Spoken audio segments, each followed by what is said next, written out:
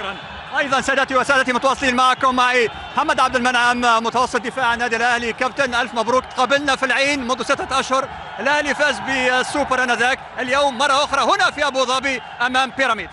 الحمد لله على المكسب، بطوله مهمه، بطوله ورا بطوله، بيديك الثقه، بيخليك تكمل.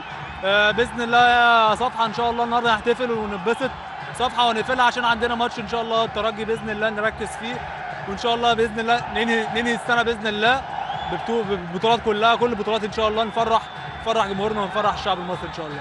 محمد، شاهدناك يعني الى جانب محمود متولي دائما يعني منذ فتره يعني متماسكين في خط الدفاع، يعني شو هالسر في هذا التناغم هذا اللي اصبح اقوى واقوى؟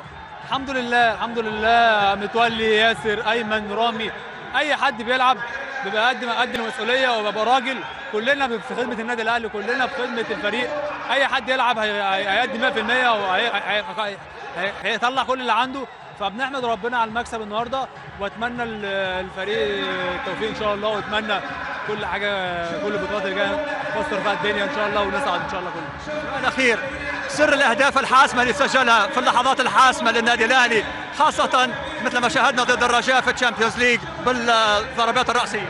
احنا كلنا بنشتغل والله، انت عارف النادي الاهلي بيلعب على البطوله، واحنا متربيين في النادي الاهلي الحمد لله، طول عمرنا في الناشئين متربيين اللي احنا لازم اخر دقيقه نموت نفسنا، اخر دقيقه هتلعب لاخر دقيقه، الجون هيجي في اي وقت، وانت بتشوف جوان كتير بتيجي في اخر دقيقه، فالحمد لله كل توفيق ربنا طبعا الحمد لله، وبشكرك وبشكر كل الاستوديو، واتمنى لهم التوفيق ان شاء الله. تولي كويس، كانت لحظات عصيبه لكن الحمد لله. الحمد لله كويس وبيحتفل معانا، وشكرا. شكرا، الف مبروك محمد، شكرا.